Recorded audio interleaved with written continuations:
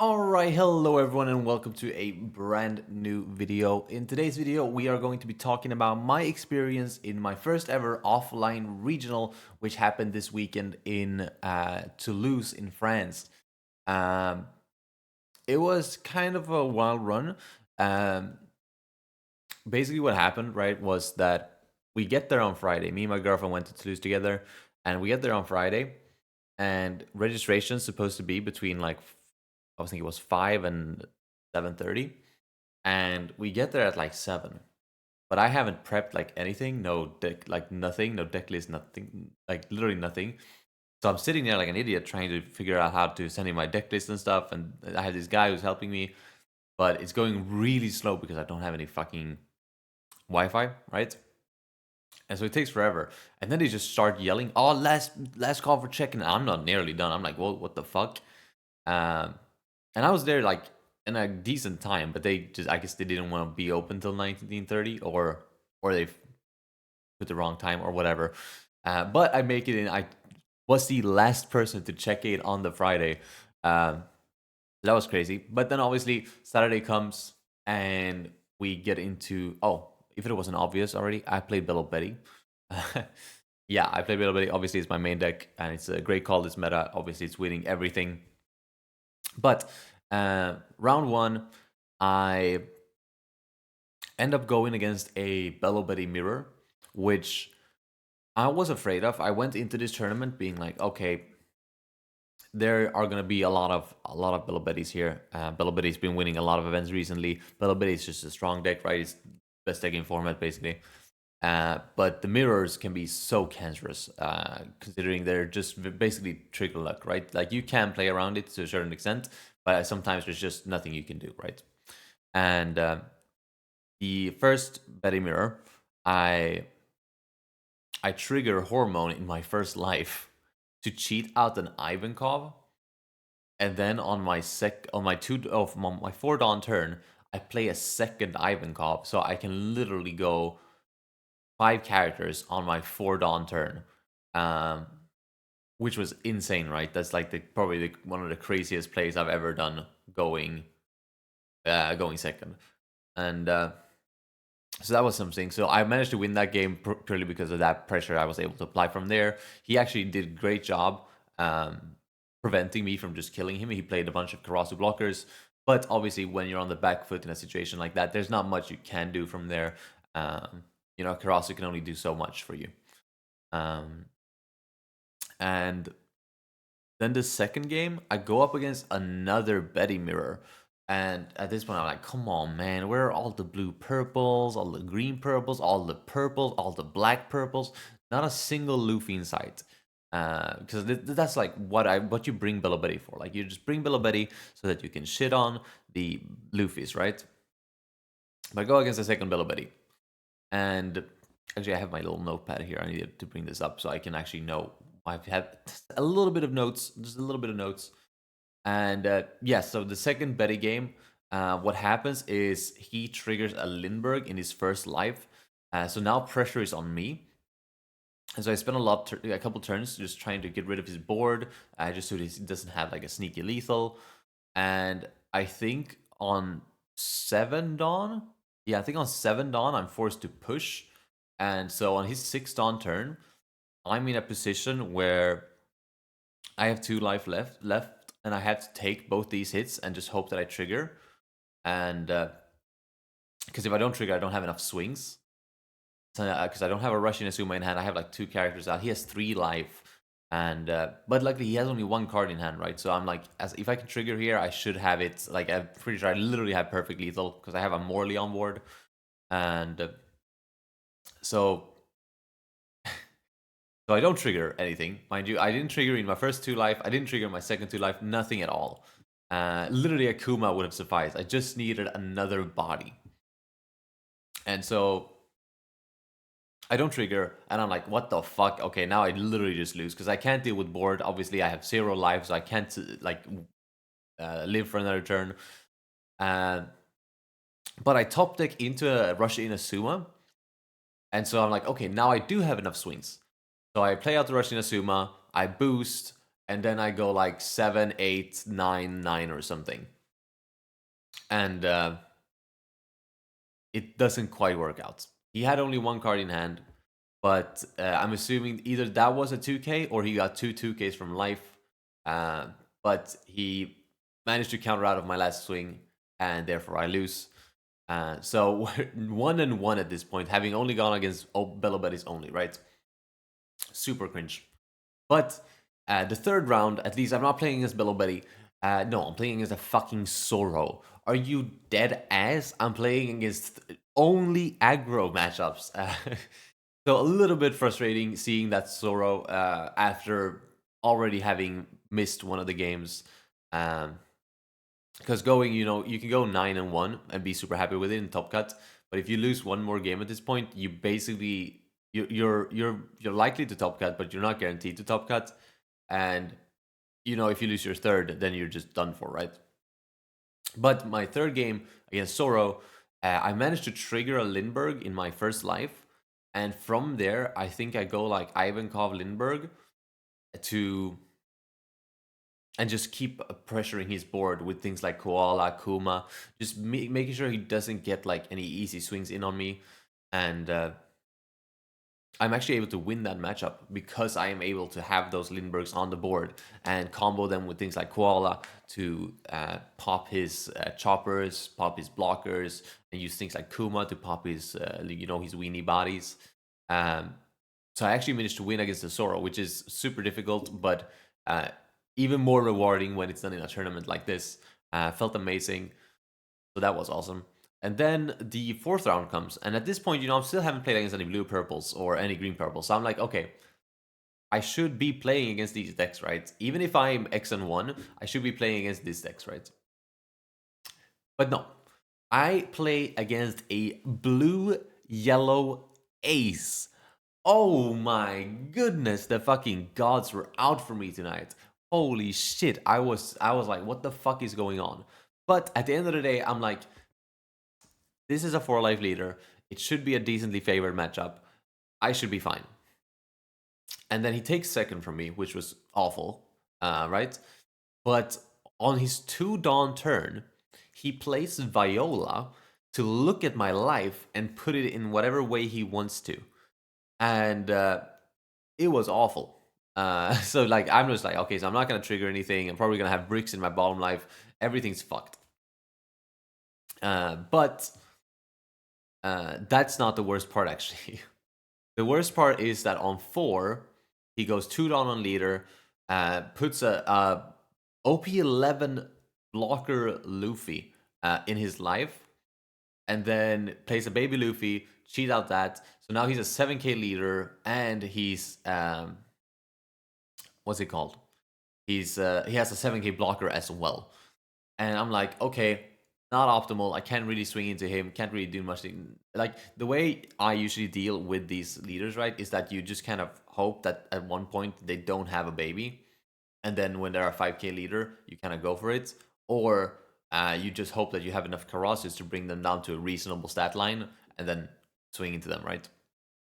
But I didn't see any Karasus for like the first couple turns, and he on 6 Dawn does the same thing again, where he goes 2 Dawn leader, 2 Dawn, puts a Rocket Luffy in life, cheats it out with a baby, pops my Ivankov, and then I have like no board.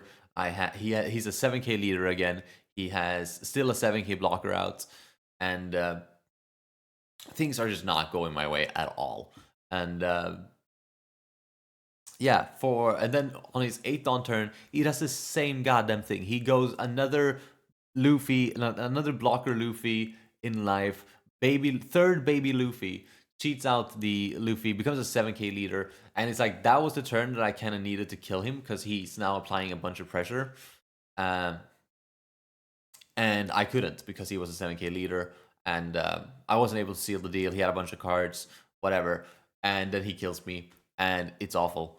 But yeah, so that was a really weird matchup, but it was just sad because I'm going to tournaments to hope to see the Luffy's, right? Because that's my favorable matchups, and I just haven't seen anything yet. Not a single like favorite matchup, just weird shit, and I don't like it. Next round we're going. So now we're 2-2, mind you, which is awful. Because now we literally need to win every single one of our games to actually top cut. And my next matchup, luckily, is against Green Yellow Law, which is super favored. The guy tries to starve me, and he just ends up taking his own life by using things like Zeus and leader ability. I think I hit him once. I think I hit him like 5 phase on like my first turn that I could swing, and he takes it. And from there, he takes all of his other life with leader ability and then Zeus and Zeus to try and keep my board gone. But because I'm at 4 life still, because he's trying to starve me, I can play super aggressive in the way where I just don't even have to play out characters. I can just swing to force him to block. To his entire turn goes up to blocking up, and then my entire turn is just I just put on, and then he loses the blocker, and he's gonna lose steam eventually. Whereas I can just not lose steam because I still have a bunch of life, and he's not threatening me at all. But I end up finding like Kumas to pop his veggies and stuff, and then my pressure becomes too much, and I win. I win with literally 4 life left, which is kind of what happens if somebody tries to starve you and it's not successful. So that's finally one favorite matchup, right? Very happy about that, and we win that, of course. And then next match, we go up against a Yamato, which is just another weird matchup, another non-favorite matchup in a meta of like 98% favorite matchups, which was like, what the fuck? And this was an interesting one because he played it really differently, but he was a Bello Betty player as well. So he knew the deck. And so what he does is like, I go for, I go second, and then I play a Betty on turn 1.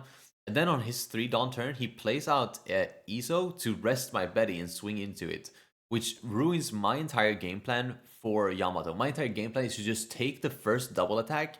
That way you have the chance to trigger, you have the chance to get counter in hand, so you can later on counter out of the banish swings, right? And since he swung into my my Betty, I don't get those 2 cards. And then the next turn, he actually does the banish swing, and he swings 8 or 9, I think, on my face, and I don't have the counter. So that banish swings connects, and obviously that is lethal. And yeah, then it's just a couple turns away. And I have a koala out. I play a koala on 6, and then on his 7 Dawn turn, I'm sorry. On his when he goes to his 9 Dawn turn, I'm sitting on my 8 Dawn turn. I'm like, okay, he most likely has Hody here, right? So I might as well swing with koala because I need to pressure his life a little bit. But then because I swung, he triggers 2 characters out, and I'm like, okay, now we're in a bad spot because now, like, even if he doesn't have Hody, I probably lose. And so I was just hoping for some trigger luck, but no, it wasn't there. He didn't even have the Hody, so maybe I could have played around that, but I'm pretty sure it's just safe to assume they have Hody always. But I ended up in a really awkward position, and he wins, obviously. So that was a weird matchup, but just a couple bad things there. But he knew the matchup, so GG's to him. And that was rough. So now we're 3-3 after 6 rounds. Not good, obviously. Betty, the entire tournament is over by now. Now we're just playing for the fuck of it. And next round, we finally play against the blue-purple. Wow, thank you. Only took them 7 rounds to pair me up against the most played deck in the game. And we win that, of course. Not a problem. He tries to starve. He tries to get his big characters out, but it's too slow and it's not enough. And we were able to pressure him and kill him. And then next round is against green purple. Thank you. Only took them 8 rounds to match me up against a green purple, which is the second most played deck in the game. So that was awful, but we win that as well. I was in a bit of a weird spot where I accidentally I have him on the ropes, and then I have like a fully not a fully rested board, but I have a lot of rested characters out. And I expect the Luna, right? But then he does things weirdly, and then he swings at my face. And obviously he swings at my face because he's gonna Luna anyways. But I trigger a Lindbergh, but I'm sitting there and I'm like, do I dare to trigger this? Can he kill me if he rushes? And I'm like, I'm just not gonna trigger. And then I realized he's only at 5 Dawn. He doesn't have any rush at 5 Dawn. So I was just like, ah, shit, maybe I should have just triggered the Lindbergh. But I didn't. And now I was in a spot where it's actually going to be decently hard for me to wrap up the game. But I was able to wrap up the game either way. So that was nice. That was lucky. He just didn't have enough counter in hand. So we take those. And then it was the final round of the day. It ended up only being 9 rounds instead of 10 because somebody went undefeated after 9. And that was against Lim, which at this point, who really cares? The tournament's over for me. Tournament's over for him. But going against Lim, I win dice roll, so I take first from him. And I have decent experience into Lim. Like, not the most by any means, because this is, again, just a weird off meta deck. But I do take first from him. I play my normal game. And then I'm in a position where I have a Morley, right? Because I took first, right? So I have Morley, and then I have my Searcher, and then I have Leader Swing. So I have a 5/5/8 after boosting. And he only has a rested Doflamingo blocker on board. And he's sitting at 3 life. So I'm like, okay, if I just swing 2 pokes 5 at him here, he's not going to take any of them, because if he does, there's an 8 coming into his life as well. And then he's going to be down to 1 life, basically. And he doesn't want to do that. So I was like, okay, we'll swing the 2 5s at his face. Then when he's countered those, I'll swing the 8 into Doflamingo. Then he has no board, and he has nothing to do, and he's going to be cooked, right? And then he counters out of all 3 swings. I'm like, what the fuck is going on? He just kept dropping 2k after 2k after 2k after 2k. And I was like, okay, this is not good for me. Now I'm in a weird spot where he can deal with my board, and he can, keep his board. It was really bad. And he goes into like a Whitebeard, or no, yeah, Whitebeard. It's Whitebeard with the one with that rest the thing, pops the thing, and he just clears my board. And I'm in a really bad spot now because I wasn't able to deal with that board. And I eventually lose the game. I was in a position where I had Karasu'd him. He was at 0 life. I swing like 8k or something. I swing 9k into his 4k leader, and he counters 5k, which is 1k short because he forgot about the Karasu effect. And at that point, he actually just loses the game according to the rules. But at this point, obviously nothing matters. So I just went like, whatever. You just change your counter, and he just changed his counter, and he has enough, and then he wins. But yeah, just a really weird matchup in general, and I think I win there if he doesn't counter so aggressively, right? But I found out in post that he does run 16 2Ks in the limb list, so he obviously has that counter, and he's played accordingly. But he really struggles against lists that plays that many 2Ks. There's not much you can do when they just keep defending every attack. So that was it. That was my matchups. I'm gonna show you my deck list real quick so you know what I've been running. This is the deck list that I ended up running with. This is, if you're a fan of the channel, you've seen this before. This is the list that's run 4 Promo Sabos to deal with Buggy, and then we run 2 Koala, 4 Ivankov, and just this general spread here of things, right? Where we run pretty trigger heavy build, right? Which is stupid because I still lose because I don't trigger, which is like, what the fuck is the point of the trigger heavy build if it doesn't do anything? But yeah, this is the list that I ran. I ended up going 5 and 4. And that's how I choked my first offline regional. But I did play optimally, in my opinion, throughout the entire tournament. It was just bad matchup luck and the bad trigger luck on that one game, which was also a bad matchup, which was Betty, obviously. It happens, but I walked away feeling like I did play to my best abilities, and I don't think there's much points where I misplayed. Maybe against the Yamato, if I had played like as if he didn't have the Hody, I could have probably lived and won that game. But in my opinion, the correct play is to play as if he has Hody, right? So you can't blame yourself for things like that. when there's not much you can actually do about that. Um, so yeah, in general, felt pretty good about the tournament, even though it did go poorly in the end. Felt really good about my list as well. And I guess there's not much to say other than that, actually. Had a great time in France, had a great time meeting a bunch of fans. Shout out to everyone there. Uh, Everyone is amazing people, and it was lovely to meet everyone. Other than that, I guess I'll see you in the next one. Peace.